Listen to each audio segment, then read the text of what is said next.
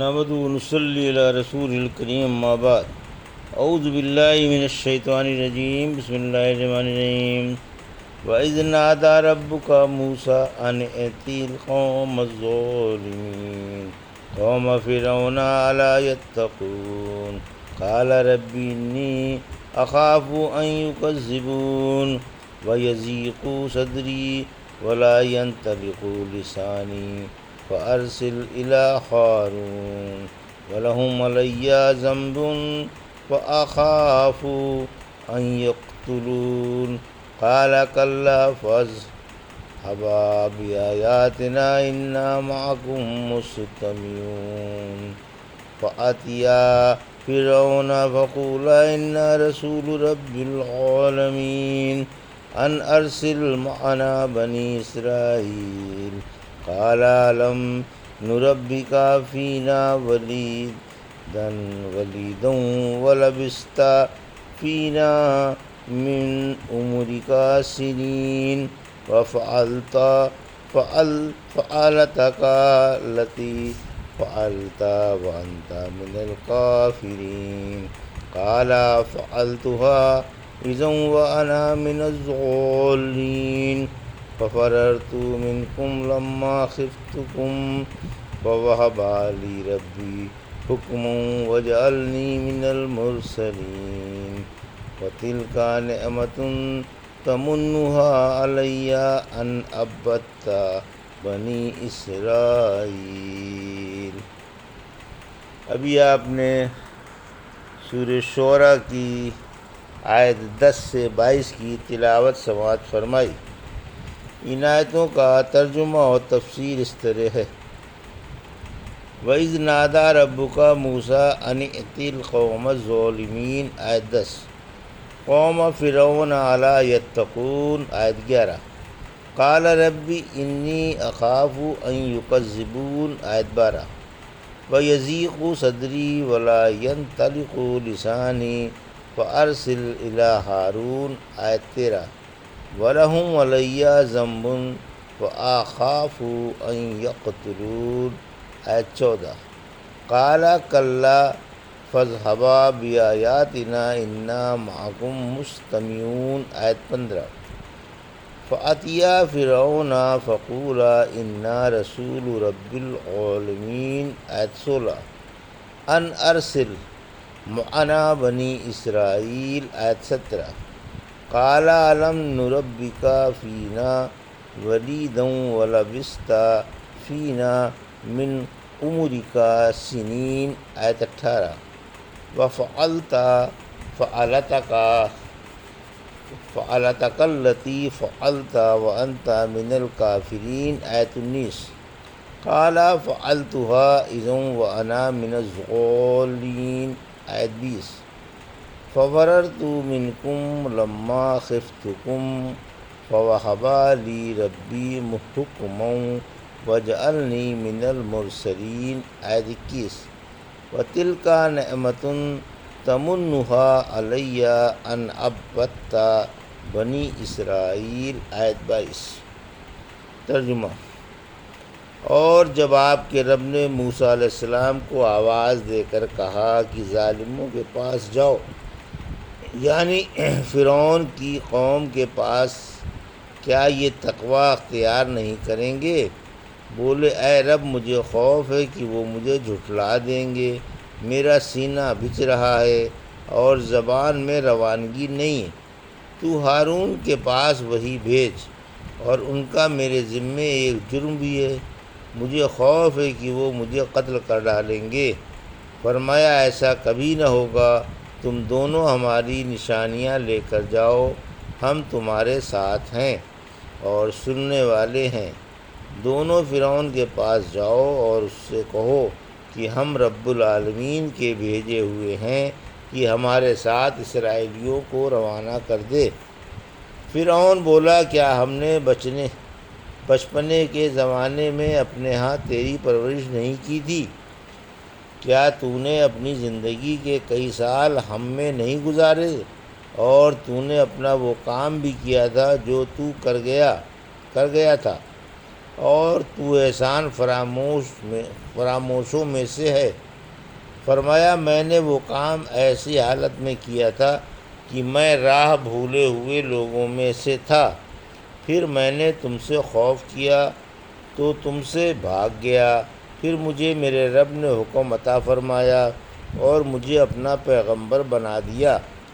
کیا یہی وہ احسان ہے جس کو تو مجھے جتا کر اسرائیلیوں کو غلام بنا کر رکھنا چاہتا ہے؟ یہ تھا ترجمہ سورہ شعراء کی آیت 10 سے 22 کا تفسیر۔ آیت 10۔ موسیٰ علیہ السلام کو طور پر پیغمبری مل گئی۔ حق تعالیٰ نے طور کی سیدھی جانب حضرت موسیٰ علیہ السلام کو آواز دے کر جو حکم اپنے بندے رسول اور کلیم کو دیا تھا اس کا بیان ہے کہ اللہ نے انہیں آواز دے کر بلایا، ان سے کلام کیا، سرگوشی کی، انہیں چن کر رسول بنایا اور حکم فرمایا کہ فرعون اور اس کے سرداروں کے پاس جا کر انہیں سمجھاؤ، یہ لوگ ظالم ہیں۔ آیت 11۔ یعنی نہ تو اللہ سے ڈرتے ہیں اور نہ کسی گناہ سے شرماتے ہیں۔ آیت 12۔ کلیم اللہ نے اپنی چند بشری کمزوریاں حق تعالیٰ سے بیان کیں۔ فرمایا مجھے فرعون اور اس کے سرداروں کی طرف سے جھٹلانے کا ڈر ہے۔ آیت 13۔ یعنی میرا دل تنگ ہونے لگتا ہے، زبان میں روانگی بھی نہیں، آپ ہارون کے پاس بھی وہی بھیج دیں کہ میں ان ظالموں سے جو کچھ کہوں یہ اپنے خطیبانہ انداز سے ان کے دلوں میں اتار دیں۔ علاوہ ازیں میرا دل مضبوط ہو جائے تاکہ مرعوب ہوئے بغیر انہیں تبلیغ کر سکوں، زبان کی گرہ بھی کھل جائے کہ توحید کے سمجھانے میں قاصر نہ رہوں۔ اور دوسری جگہ فرمایا سورہ طٰہٰ کی آیت 25 میں، اے رب میرا سینہ کھول دے اور میرا کام آسان کر دے اور میری زبان کی گرہ کھول دے تاکہ لوگ میری بات سمجھیں، اور میرے گھر والوں میں سے میرا وزیر ہارون کو بنا جو میرے بھائی ہیں، اور ان سے مجھے تقویت پہنچا اور انہیں میرے کام میں شریک فرما تاکہ ہم کثرت سے تیری پاکی بیان کریں اور تیرا خوب ذکر کریں، یقیناً تو ہمیں خوب دیکھ رہا ہے۔ اللہ نے جواب دیا کہ موسیٰ تمہاری دعائیں قبول ہو گئیں۔ آیت 14۔ قتل کا اندیشہ اس لیے ہے کہ قبطی کے قصاص میں آپ کو قتل کر سکتے ہیں، جس کی وجہ سے آپ مصر سے بھاگنے پر مجبور ہو گئے تھے۔ آیت 15۔ حق تعالیٰ نے جواب دیا کہ تم کسی بات کا فکر نہ کرو، وہ ایسا ہرگز نہ کر سکیں گے۔ سورہ قصص کی آیت 35 میں فرمایا ہم تم کو تمہارے بھائی سے تقویت پہنچائیں گے اور تم کو غلبے والی دلیل عطا فرمائیں گے، ہماری نشانیوں کے ہوتے ہوئے وہ تم تک نہ پہنچ سکیں گے، تم دونوں اور تمہارے ماننے والے ہی غالب رہیں گے۔ پھر فرمایا تم دونوں ہماری آیتیں لے کر جاؤ، ہم تمہارے ساتھ ہیں اور سننے والے ہیں۔ سورہ طٰہٰ کی آیت 46 میں فرمایا میں تم دونوں کے ساتھ ہوں اور سن اور دیکھ رہا ہوں، یعنی میری حفاظت، میری حراست، میری مدد اور میری تائید تمہارے ساتھ ہے۔ آیت 16۔ یعنی فرعون اور فرعونیوں سے کہو کہ ہم اللہ کے رسول ہیں۔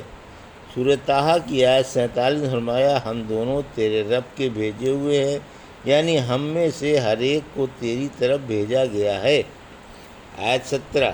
یعنی اسرائیلیوں کو اپنی غلامی سے، اپنے قبضے سے، اپنے قہر و تسلط سے اور اپنی ستم آرائیوں سے چھوڑ دے، کیونکہ وہ اللہ کے ایمان والے بندے ہیں اور اس کی جماعت ہیں، اور تیرے راج میں ذلت والی تکلیفوں میں مبتلا ہے۔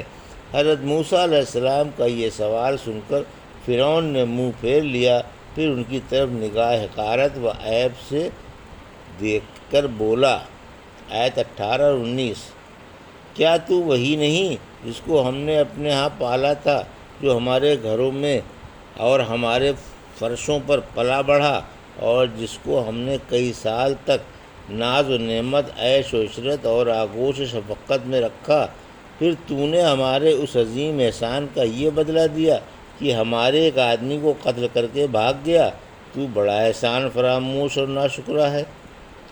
آیت 20 سے 22۔